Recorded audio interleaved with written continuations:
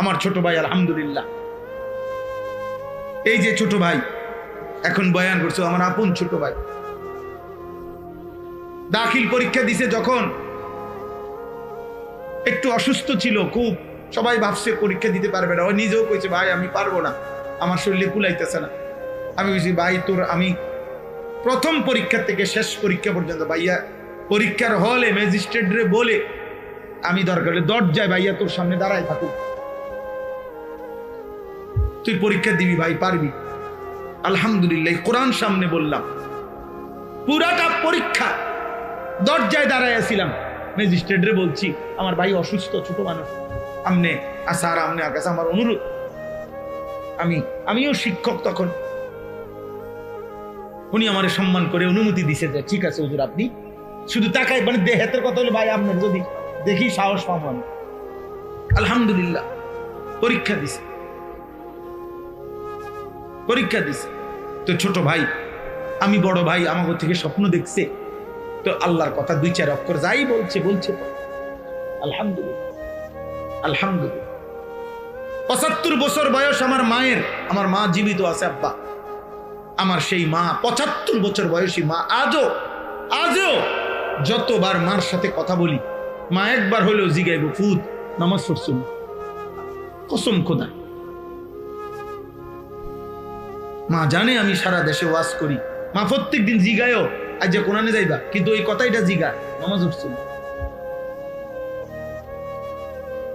এমন অনেক সন্তান আছে 365 দিনে খোদার একটা বছরে কেউ তারে জিজ্ঞাসাও করে না কিরে আব্বা তুমি না মুসলমান, তোমার এদি কোনোদিন মসজিদে দেখি, তোমার এদি কোনোদিন ফজরের নামাজে দেখি। হযরত আব্দুল্লাহ ইবনে মাসউদ রাদিয়াল্লাহু তাআলা আনহু নবীজির সাহাবী, তিনি বলছেন নবীজির জামানায় আমরা যাকে ফজরের নামাজে অনুপস্থিত দেখতাম মসজিদে, খোদার কসম সাহাবী বলে আমরা বুঝতাম কানা মুনাফিকান বাইয়িনুন নিফাক, এটা প্রকাশ্য মুনাফিক।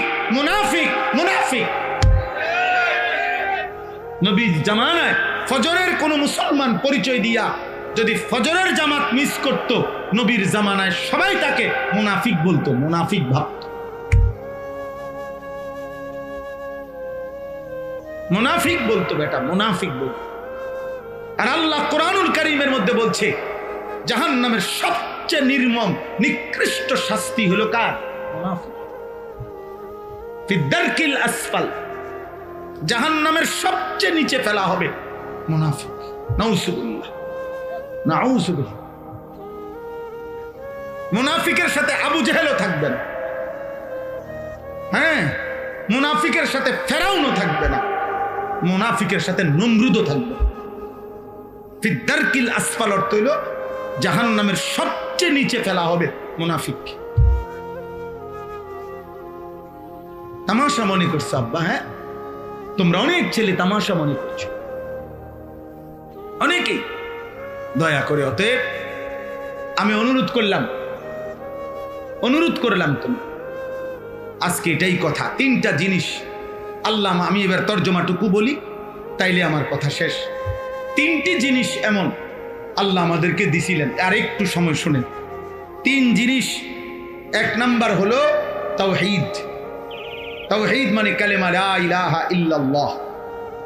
এই যে লা ইলাহা ইল্লাল্লাহ, এর চাইতে শ্রেষ্ঠতম কোন নিয়ামত এই সৃষ্টিতে আল্লাহ মাখলুকাতকে দেয় না। 2 নাম্বার মুহাম্মাদুর রাসূলুল্লাহ সাল্লাল্লাহু আলাইহি সাল্লাম, যাকে আল্লাহ তাআলা রাসূলের মতো নিয়ামত দিবেন তাকে এর চাইতে দামি কোনো নিয়ামত দেন না। 3 নাম্বার কোরআন। 3 নাম্বার কি? এই 3 জিনিস লা ইলাহা ইল্লাল্লাহ, এই কালেমার দৌলত আল্লাহ যাকে দিছে, মুহাম্মাদুর রাসূলুল্লাহ সাল্লাল্লাহু আলাইহি সাল্লাম, নবীর ভালোবাসা, নবীর সম্পর্ক, নবীজির মহব্বত, নবীজির সুন্নাত, এই জীবন আল্লাহ যাকে দিছে, আর কোরআনুল কারীম যার হৃদয়ে যার জীবনে আল্লাহ তাআলা অনুসরণ দিছে, আল্লাহ তাআলা তাকেই সর্বশ্রেষ্ঠ নিয়ামত দিছে। তো এবার এই আয়াতের অর্থ হইল আল্লাহ বলেন এই 3টির যে কোনো একটিকে প্রত্যাখ্যান করা।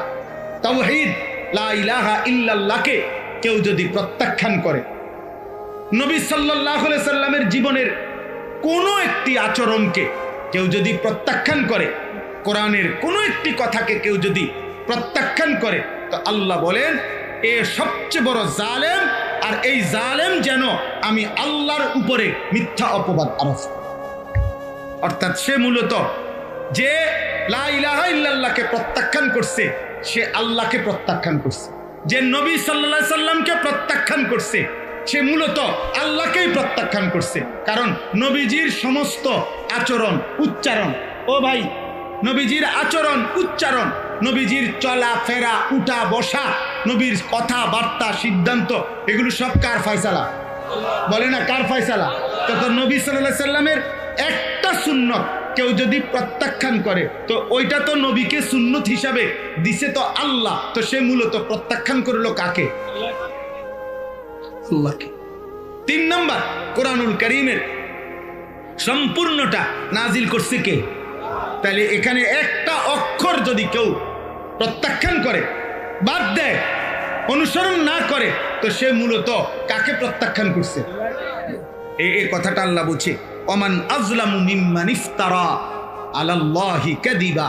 তার চাইতে বড় জালেম আর কে হতে পারে যে আল্লাহর উপরে মিথ্যা অপবাদ আরোপ, আল্লাহর উপরে মিথ্যা অপবাদ দেয়, অর্থাৎ তাওহীদকে প্রত্যাখ্যান করে, রিসালাত নবীজিকে প্রত্যাখ্যান করে, কোরআনকে প্রত্যাখ্যান করে। আল্লাহ তাআলা বলেন উলাইকা ইউরাদুনা আলা রাব্বিহিম, কিয়ামতের দিন এই নাফরমানদেরকে একে একে আমি আল্লাহর সামনে পেশ করা হবে। এই যারা তাওহীদকে প্রত্যাখ্যান করছে, নবীকে প্রত্যাখ্যান করছে, কোরআনকে প্রত্যাখ্যান করছে, আল্লাহ বলেন একে একে তাদেরকে আমার সামনে আনা হবে। ওয়ায়াকুলুল আশহাদু হাউলাইল্লাযীনা কাযাবু আলা রাব্বিহিম, আল্লাহ বলেন একটা একটা সাক্ষী আমার পক্ষ থেকে এই নাফরমানদের বিরুদ্ধে সাক্ষী দিয়ে বলবে, আল্লাহ এরাই সেই নাফরমান যারা আপনার কথাকে কাযাবু মিথ্যা মনে করেছে। কয়েক 5টা সাক্ষী। একজন ব্যক্তির পাপের বিরুদ্ধে প্রত্যেক, আমি কিংবা আপনি, প্রত্যেকের পাপের বিরুদ্ধে সাক্ষী দিবে মোট 5টা। কয়টা? 1, এই বাম কাদের ফেরেশতা, উনি জবান দিয়া বলবে।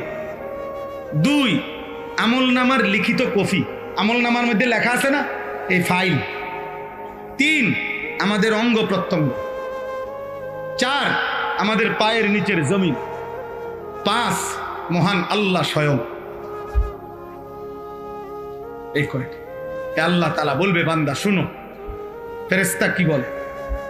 দেখো তোমার নামে আমলনামায় কি লেখা হয়েছে, শুনো তোমার অঙ্গ প্রত্যঙ্গ কি বলে, শুনো পায়ের নিচের জমিন ইয়াউমা ইদিন তুহাদ্দিসু আখবারাহা কি বলে, আর শোনো এবার আমি আল্লাহ কি বলি। আইনাল মাফার, তুমি পালাবে কোথায়, কোন দিকে যাইবা? আল্লাহ তাআলা বলেন এই সমস্ত সাক্ষ্য প্রমাণে যখন 5টা সাক্ষী থেকে উচ্চারিত হবে নাফরমান পাপী, তা আল্লাহ তখন বলেন আলা লানাতুল্লাহি আলা যালিমিন, হে জালেম, হে পাপী, তোর উপরে আল্লাহর লানত, লানত, লানত তোর উপরে, লানত তোর উপরে, লানত। এজন্য নাফরমানের উপরে আল্লাহর লানত, মদখোরের উপরে আল্লাহর লানত, সুদখোরের উপরে আল্লাহর লানত, ঘুষখোরের উপরে আল্লাহর লানত, বেহায়া বেপর্দা নারীর উপরে আল্লাহর লানত, মুশরিকের উপরে আল্লাহর লানত, মূর্তি পূজকের উপরে আল্লাহর লানত।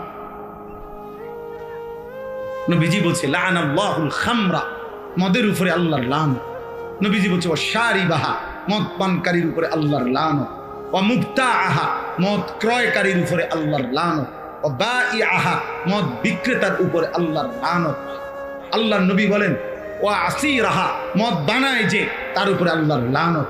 নবীজি বলছে যে মদের বোঝা টাইনা নেয়, বহন করে যে গাড়ি, যে বাহন, যে ড্রাইভার, তার উপরে আল্লাহর লানত।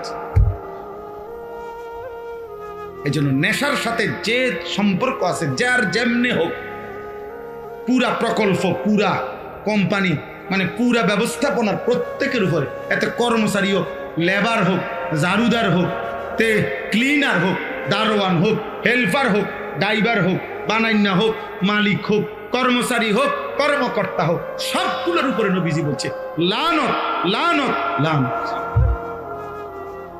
নবীজি বলছে লানাল্লাহু আকিলার রিবা ওয়া মুকিলাহু ওয়া শাহিদাইহি ওয়া কাতিবাহু। সুদ যে খায় তার উপরে আল্লাহর লানত, সুদ যে দেয় তার উপরে আল্লাহর লানত, সুদের যে সাক্ষী থাকে তার উপরে আল্লাহর লানত, সুদের কথা যে লিখে রাখে তার উপরে আল্লাহর লানত।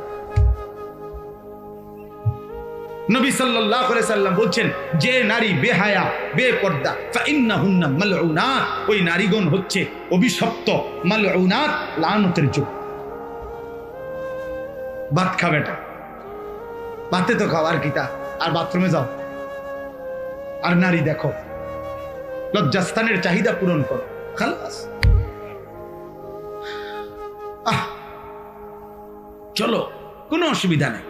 বাকি এটা মনে রেখো, আল্লাহকে ভুলে যায় যে, নাফরমানি যে করে তার উপরে আল্লাহর লানত, আর আল্লাহর লানত নিয়ে কেউ সুখে থাকে না। ইবলিস একটি সেজদা না দেওয়ার কারণে আল্লাহ বলছে ওয়া ইন্না আলাইকাল লানাতা ইলা ইয়াউমিদ্দিন, এটা কোরআনের আয়াত।